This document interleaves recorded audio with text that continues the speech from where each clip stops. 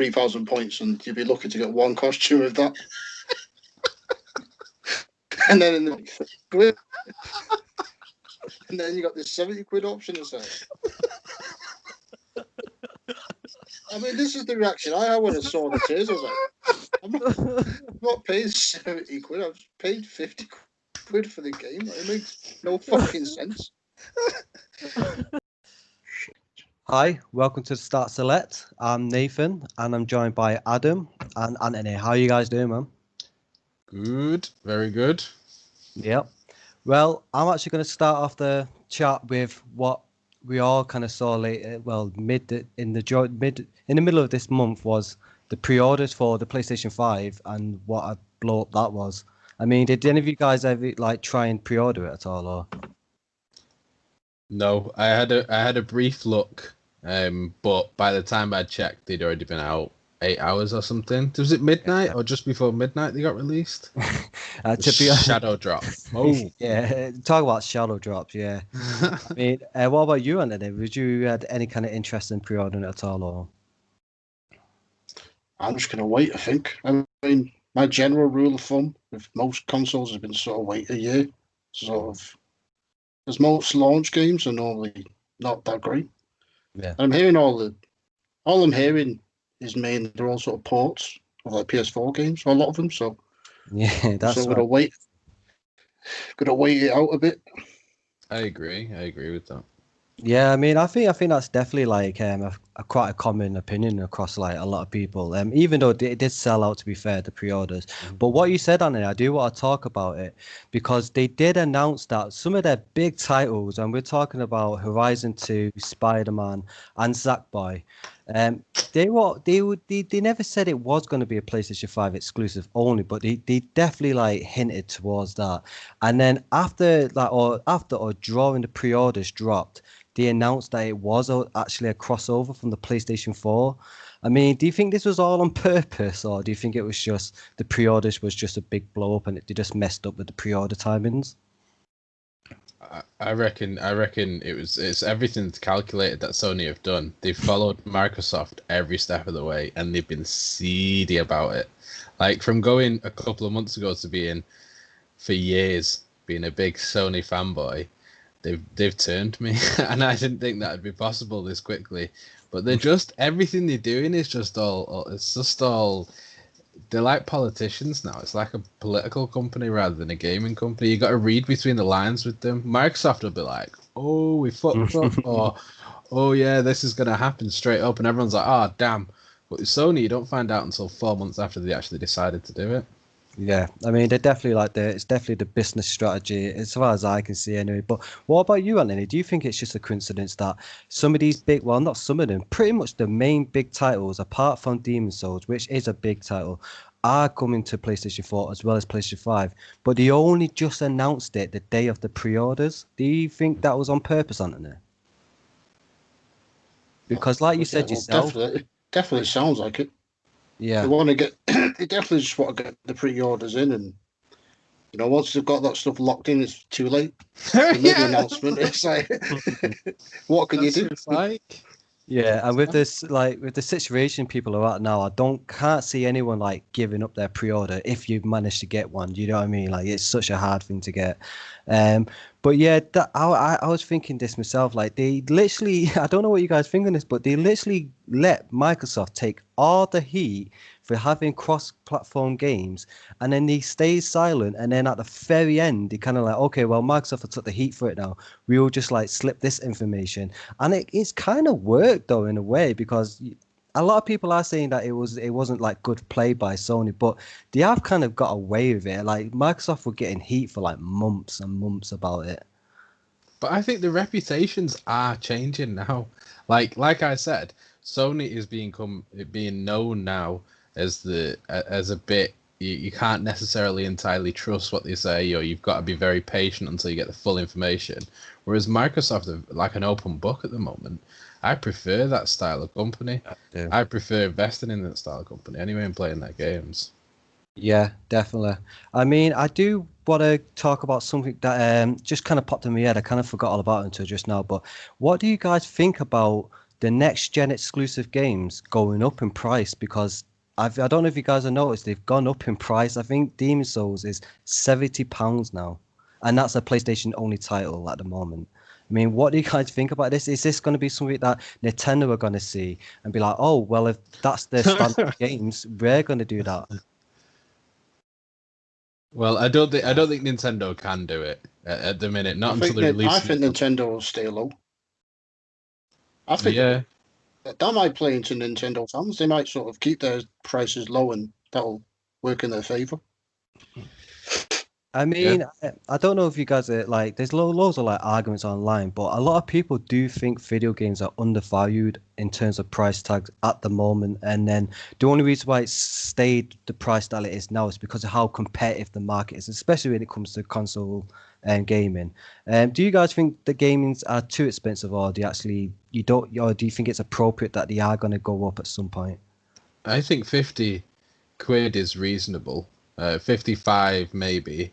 But £70 is too much of a leap from 50 for a physical copy anyway, because it'll make. I mean, what's the digital download going to be if the physical copy is 70 quid? If you're going off like the pass, it'll be the full whack. It'll be if going off like pass, it'll be £70 because the digital they don't give unless you found some sort of discount on the PS Store. Well, the digital are more expensive generally. Well, they have been in the past anyway. So if the physical copy is £70 for Demon Souls, then it wouldn't be unreasonable to assume that the digital download's 80 quid. That's 70 quid is too much money, I think. And everything is just pushing me towards Microsoft at the moment.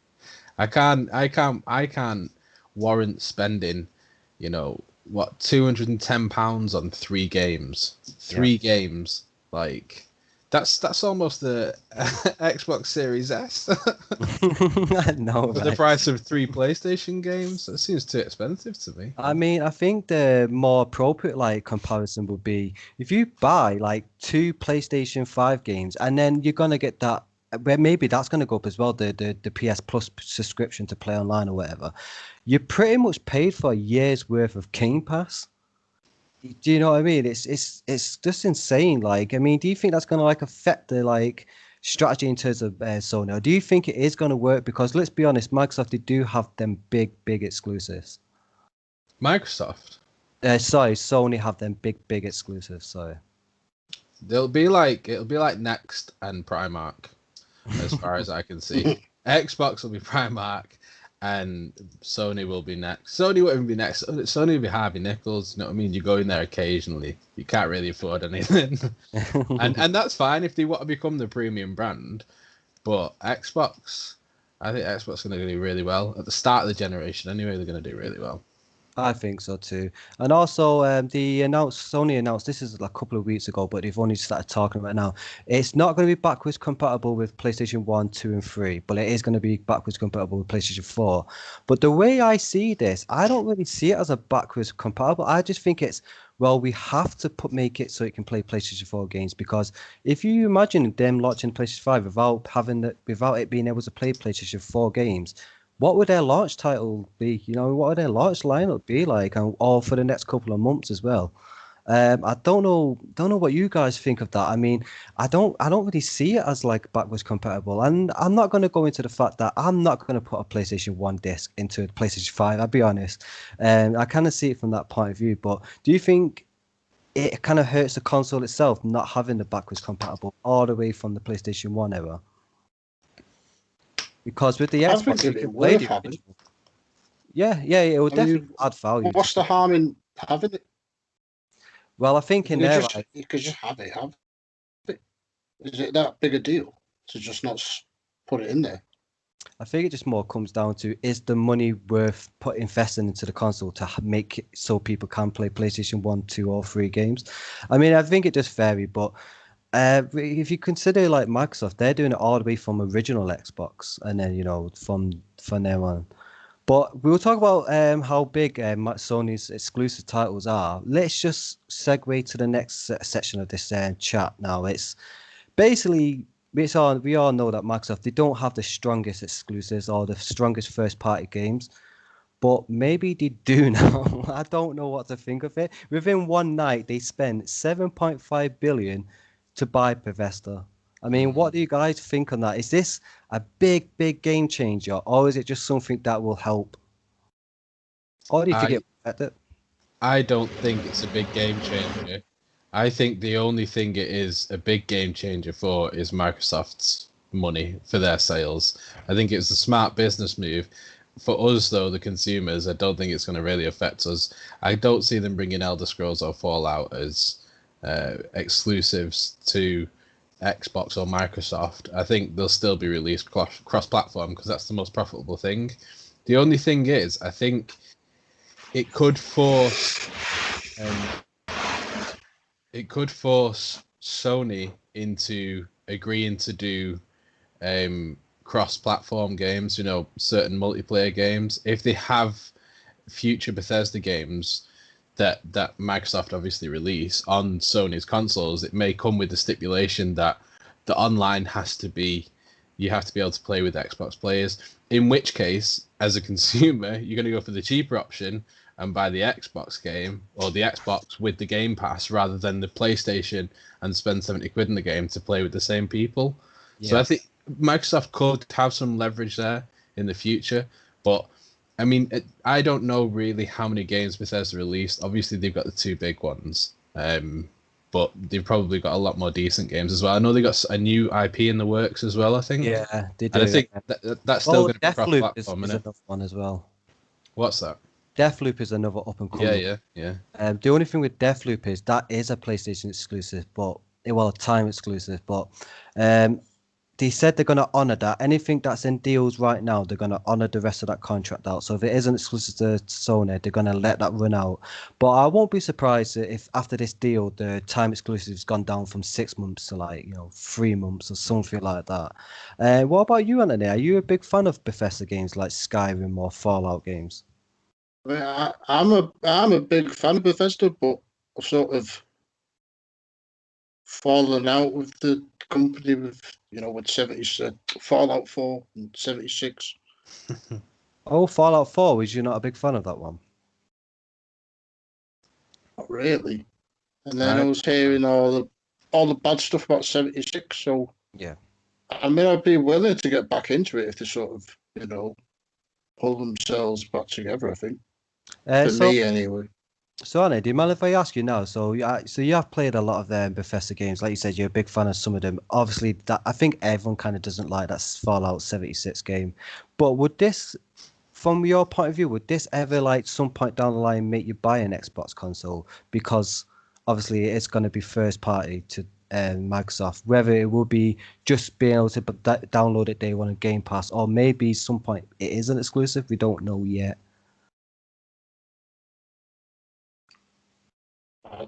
I'm not sure it's strong enough for me to decide. I don't think it's sort of a big enough thing to make me buy a whole console on. Mm-hmm. Yeah, no, that's fair enough. I mean, I was thinking about this, and I was on the same lines as you, Adam. I was thinking they're not going to be first party. They're not going to be complete exclusives to the Xbox brand.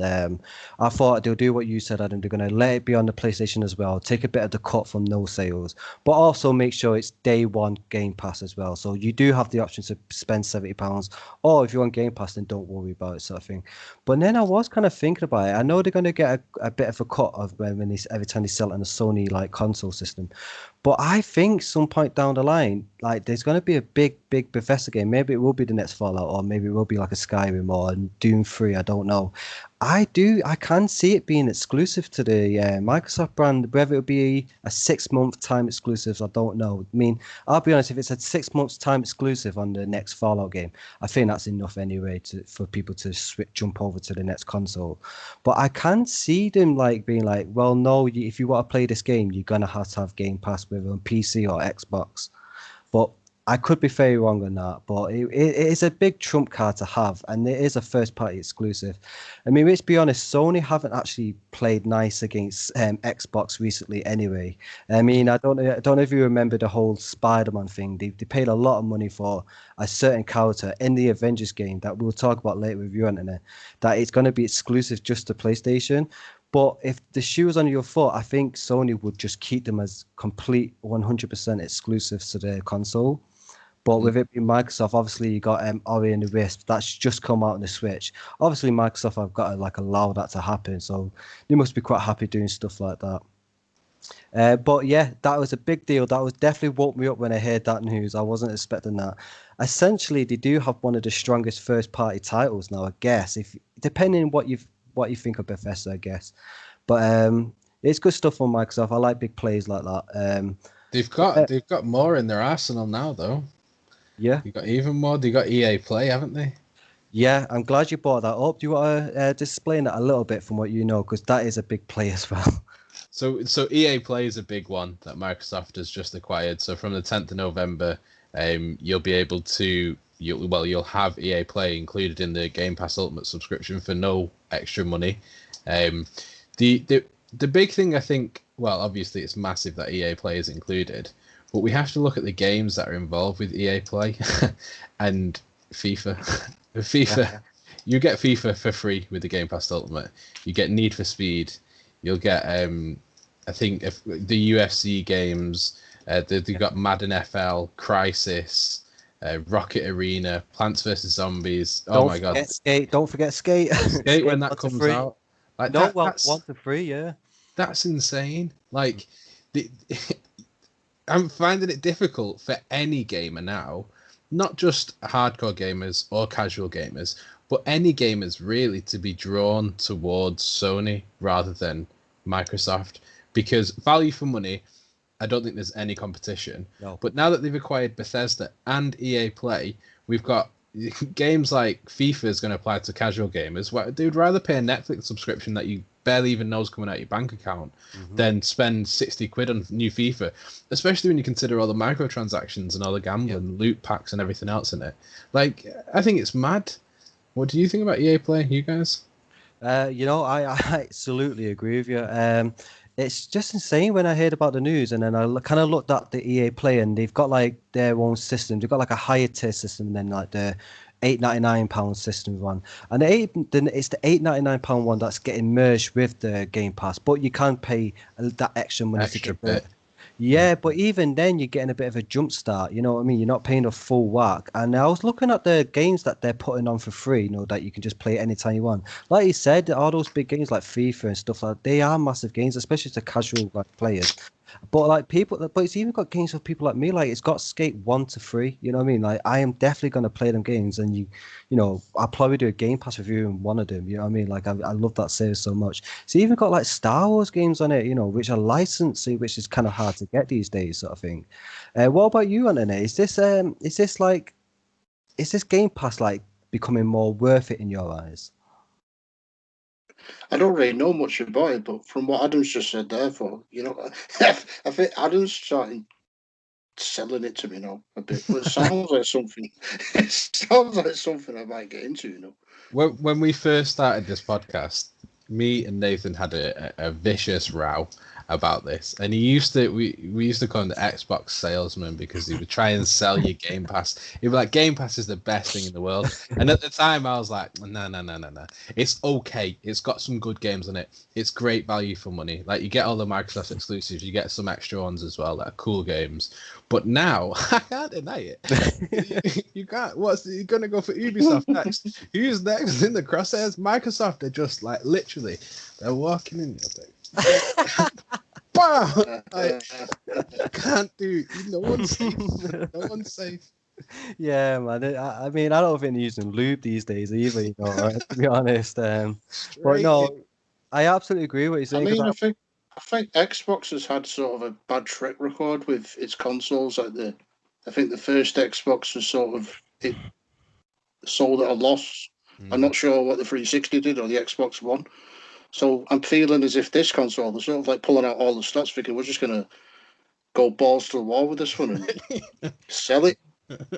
Yeah, I mean, I think you're right in what you're saying. Like, obviously, Anthony, you're like learning about Game Pass, and you're like, obviously, you're thinking it sounds good, and obviously, you Adam, you're right in what you're saying. It was a couple of months back. I was singing the praises of Game Pass, I didn't expect all this nonsense to come out. Like I kept posting on the, in the I little group chat we have. This is just getting silly now. When the EA Play came to it, I was like, this is just getting a bit silly now. And then the Bethesda thing came to it. I'm like, you just gotta like hold your hands up and be like, you cannot have an argument against it now. Like you cannot say that the Microsoft, especially the S, is not a competitive like console to go against the PlayStation 5.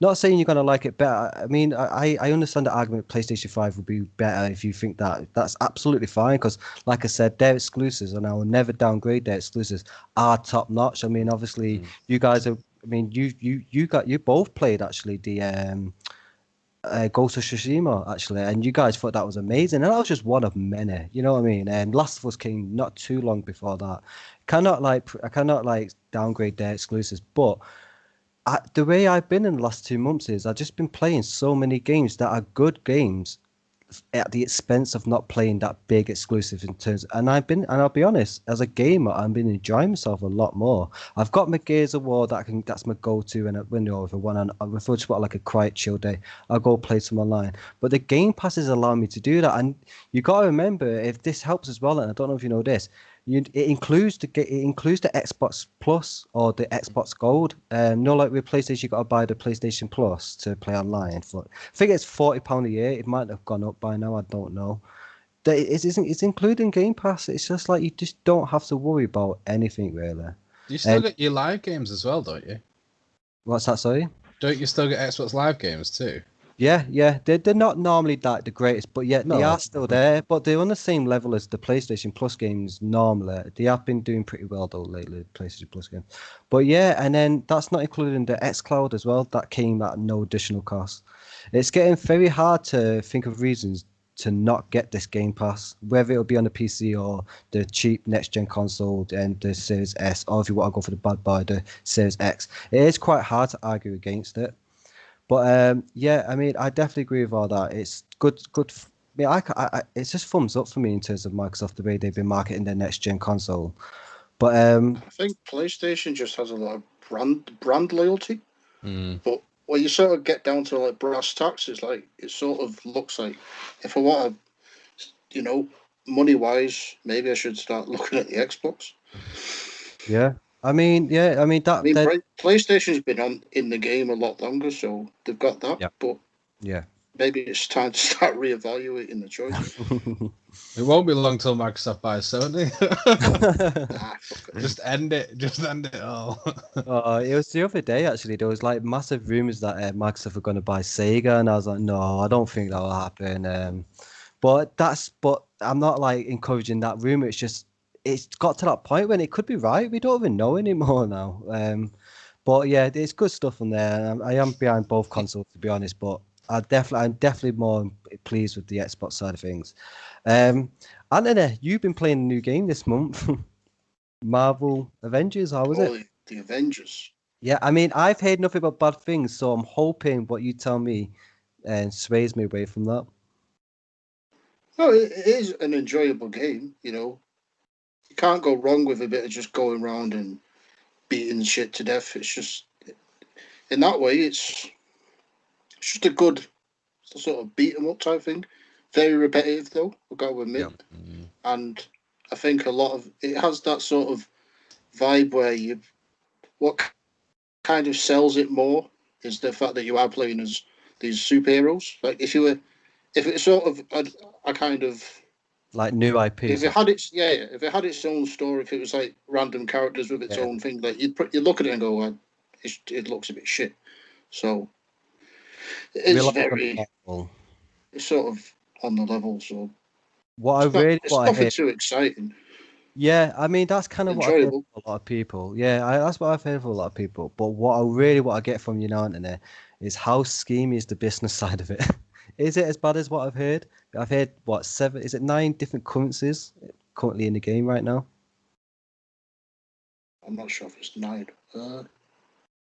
Is that including real money? Yeah. Yeah. I mean, I don't mind about how much currencies. I don't think it's 9, but it's just about 3 or 4 different currencies. But even that's a bit excessive. Yeah, there's a lot. Yeah. I mean, can you tell us about? Does it ever like make you feel like you need to spend real money in the game? Not really. Okay. That's good. So In its defense, I don't think the microtransactions are anything that you sort of, I need to do this. A lot of it is a lot of it. A good contraction. Yeah, a lot of the microtransactions are more to do with cosmetics, and even then, there's not a lot you really are sort of craving to buy. I mean, I personally have seen a couple of costumes that I want, but I'm not like going running from my fucking wallet and going, "Oh, I'm gonna buy this." I mean, personally, I don't think most of the microtransactions are necessary to get ahead. Not that's something like we've got the Star Wars Battlefront or other yeah. stuff that's been a lot worse than this. Yeah. Well, what put me off the game originally was the whole idea that you got a battle pass per character. You unlocked one character. Once you completed their battle pass, you then had enough money to buy another character. Since hearing that, I switched off completely. So is it still the same thing? Do you still have you only unlocked one character or maybe two or something? But when you play as one character, do you have to do the entire battle pass then move on to another character? No, everyone. Oh, so you can select every You character. unlock you play the campaign, you unlock all the characters, and pretty much everyone is available to you. All right, fair play. I didn't realize that. Yeah, I mean, all the characters are available. All the characters are free, and even the ones coming soon. It's the progression system that I'm worried about because obviously everyone has a battle pass, if that makes sense, for each character. But what I heard is you can have to buy the battle pass just to start with, and then if you complete that battle pass for that character, you can unlock the next battle pass for free. Like so maybe you complete the Hulk, you can get the Iron Man one for free. But what I heard about it is once you get to like let's just say you get to like level 10 and then you get up to that cosmetic where maybe it's like a nice color glove or something like that. You don't unlock that glove. You just because you reach level 10, you just get the opportunity to buy it. No, you get the item. Okay, so what would you say with the grind? I hear a lot of people say you got to grind for stuff. Is that Yeah, you do have to for the decent stuff. You Is that sort for of cosmetics though? Yeah. mainly, yeah. There's nothing necessary that you have to buy. yeah. Yeah, no, I mean I think what you're saying sounds fair. It's just from my point of view, it's I kind of seen this before. I don't know if I'm just being a bit too skeptical about it, but it's just because it is a full price game and I've got to grind 30 hours or maybe it's less, maybe that's a bit over exaggerated. But yeah, I got to grind 10 hours, to get a costume for a character. You grind a lot more than What? Oh, okay. What would well. you say about the I fingers? mean, for the costumes that are actually worth a damn, you've got to spend. I mean, I've had the game. I mean, it came out nearly, and there was like sort of a handful of costumes that I sort of really I could actually spend the time and get these. And even then, I had to sort of like narrow. I had to sort of whittle that down. Like realistically, I could only buy one of these because I don't. There's not enough hours in the month. So I was settled on like one sort of Hulk costume, and that Uh, cost like a sort of just fucking an I trudged and ground until I got it, and it's like I've got that costume now. I thought I don't want to do that ever again. Yeah, fair enough. Like Captain America can keep the costumes he's got. I don't give a shit. I mean, how long did it take you roughly to get that Hulk costume? Like Just from when I bought it, okay. and I mean, I've that's been playing the game. Well, I've been playing the game like maybe sort of 4 or 5 hours a day, and like it's not like I've only played it a few hours. I played it a long fucking time. You gone ham I've, on that. So You're 30 hours a week. you can't realistically. If you want all the costumes, you got to buy them. But Yeah. even then, you get like I think you could pay like 70 quid or something for like 10,000 points. And I did the math, and it's like that's only going to get you like 10 costumes. It's like I'm not throwing money at it at all. You can fuck off. That that Like, I mean, Well, you don't have to buy anything. I know. It's the thing with that. I get arguments from both sides. Like, you've got the. I get the argument that it's a cosmetic, you don't have to do it. But paying 50 quid for the game, or whatever it is, 40, 50 quid, then you've then got to grind a full-time job in order to get one costume, or pay 70 quid to get a handful of them. It's, to me, that's just seems like a cash grab. Like, I do, when the game was originally announced, I was hyped for it, and it got delayed, didn't it? And I was a bit disappointed that it got delayed, and then when it did, everyone was like, the news started leaking that it was just a lot of money going into it, that you needed to pump a lot of money into it to get everything. I'm just sick of games doing that. I'm really sick of them. Yeah. I mean, I do get what you're saying, Anna. Like, you are right in what you're saying. Like, none of it is like pay to win, which is good. Obviously, it's not like Battlefront. It's all to do with cosmetics and stuff like that. But I just don't like the way, because let's be honest, the cosmetic is probably like the progression system of the game. Like, that's, but I just can't imagine. I'd rather just, I know it sounds bad, I'd rather just pay the money, I think.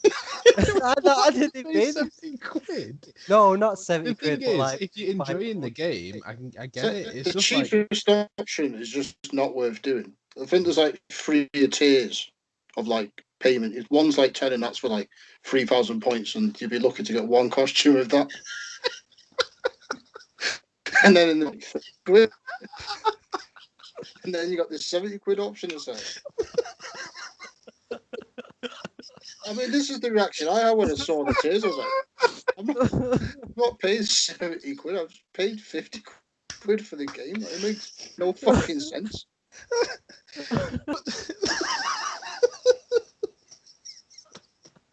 it is insane to so me that. much money. I don't get why games feel like they can do that though. Like, I can understand free-to-play games and stuff, and I'm not taking away. This one can't get away with that because it is purely cosmetic. The pay-to-win stuff, they've got you by the balls. Like, if you want to like progress, you need Like to do it. But this is like, but you do, and in this particular case, you will just have that laughing reaction because it's like, I'm not doing it. I'm looking at the screen like, no. It's not worth it to me at all. It's the way, to be honest, it's the way you said it that made me like. That's when it's the way you said like 4 to 5 hours a day. I was like, what? And then you got this. I was like, oh my god, that's what I do in my job. But yeah. I mean, to me, that's a hell no for me. I'm gonna be honest. It's kind of what I thought it would be. But you don't have to do that. No, of course not. But it's, yeah, I mean. Didn't you say the campaign is like 6 hours long though? Yeah, the campaign's fucking. The campaign's basically non-existent. It's like every level is like fucking 20 to 25% of the fucking completion. It only comes out like 5-6 levels. It's insane. I think that game. I think it's just insane. It's mainly an online game, though, isn't it? That's what I got. Yeah, no, it is. It is, yeah. And it's kind of like, I don't hate saying the word, but it's like there's a mass drive towards the online part of it. Oh, yeah, no. To be honest, I see the game. But I do feel it has potential to sort of be better in the future. I think when they start adding more to it and like they add more characters and like it's like No Man's Sky, where like it came out and it was an absolute shit show. But apparently, if you go to it now, it's like actually a really made, really well made game. I think Avengers has the potential to be like that, but it's nowhere near that at the moment. Oh man, yeah, no. I mean, like I said, sorry, say that again. So I'm just putting my faith in it because it's like Marvel. So like, I mean, if it wasn't Marvel, I wouldn't have even considered. I would have like, no. I wouldn't have even dreamed of buying the game in the first place. I mean, it's a big draw, that though. It's a big draw, like seeing your superheroes from when you were a kid, and now seeing how big they've gotten and being able to play them in a well-made game. Like, to be honest with you, that would probably be enough for me. It's just that I just didn't want to spend 50 quid on the game at the time. Yeah. I mean, it's a shame because like the sort of the other major Marvel game that came out was Spider-Man, and that was fucking amazing. Yeah. And then you got this, and it's like it doesn't help that it's got that comparison. Yeah, that's true. I mean, yeah, I don't know. I could just picture people, spending 30 hours to get like a black Spider-Man costume because, when he's coming out soon for the PlayStation sort of thing. Oh, Miles Morales. Yeah. Yeah. Obviously, it's gonna Maybe I should.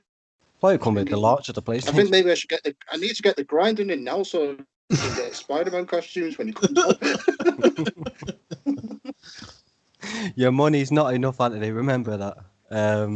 But is there anything else you guys want to talk about? It's been a pretty big month this September, to be honest. Well, briefly, there was the Ubisoft reveal. Ubisoft Forward. It's not. I don't think it was that interesting. Stormzy is coming to Watch Dogs. It's all that. The Prince of Persia remake. Did you guys ever play that, Anthony? Did you ever play Prince of Persia? Did you ever play Prince of Persia, Anthony? I had the second. What do you think of it? You a fan or not? I did have the second. Yeah, it was a really well-made game. Like fucking it's just a good game. Like I wouldn't mind seeing that revisited. I love that franchise. Like that and Splinter Cell were two of my favorite franchises. And when I heard about a new Prince of Persia game, I was hyped. But then I heard it was a remake, and I was just like, "That's lazy. That's fucking lazy." Did you guys see the remake trailer? Yeah. What did you guys think? A lot of people online are saying it looks graphically it looks trash, but I think it looks okay. To be honest, I think it looks alright. It's a remade PS1 game. I don't like that it's one. No. Yeah. They've done this with what's that alien game? Destroy All Humans. Yeah. Oh yeah. I was contemplating getting that, but then I looked into it, and it's like it's only the first game. It's like just do like if you're gonna do like a remake, do like a HD remake of the entire thing, and then I'd get it. But well, it just makes for us to go back to PS2 and just I'll get all 3 games on the PS for like the same price, if not cheaper. Yeah. Yeah, I agree. What they do, if they did a Crash, the graphic, I'll get over it. If they did a Crash style remake, I get that. Do you know the Cortex one? That would be pretty cool, like 1, 2, and 3. But the fact that it's just one is weird. And I don't remember the length of the game, so I don't remember if it's a 30-hour game or if it's a 50-hour game or if it's a 10-hour game. The other things that were announced were, I don't know if I'm guessing you have seen it, Nathan. I've not spoken to you about it. But there's the Scott Pilgrim game, which I think is up your street. Yeah. Streets of Rage type game. Well, it's the fact that it's coming back. It was just gone for a long time. You couldn't like download it for years for whatever reason. I think it was something to do with because of the music in the game. There's loads of issues with licenses and stuff like that. Something to do with a license. I remember that. Yeah, and then I saw that. So now it's finally coming back. A lot of people are getting pretty hyped that it's back now. I actually played this on the 360 actually, like way back. It's a good game actually. If it like you said, it is like a Streets of Rage kind of game, like a side scroller beat 'em up kind of game. It definitely has its own like unique stuff that it adds to the game. Like it's got a good sense of humor anyway.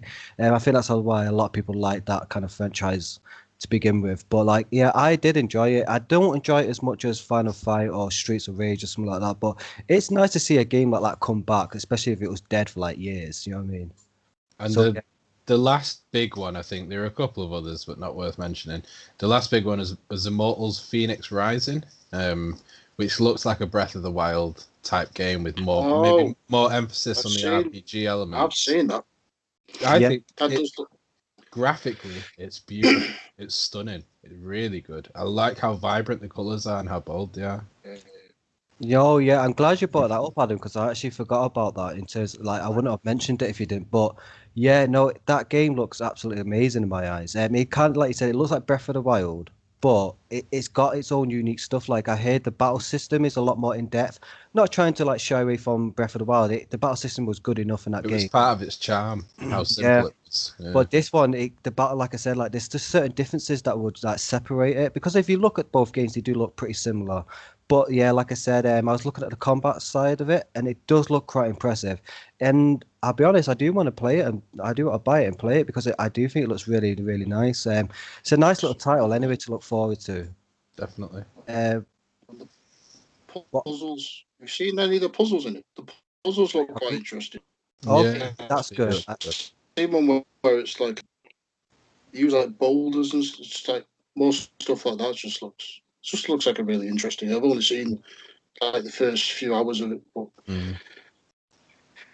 Yeah, no, absolutely. And just also what I mentioned just from Nintendo side of things, they announced a game that's coming out in 2 months' time, which is pretty soon. I love it when game developers announce a game so close to the release date.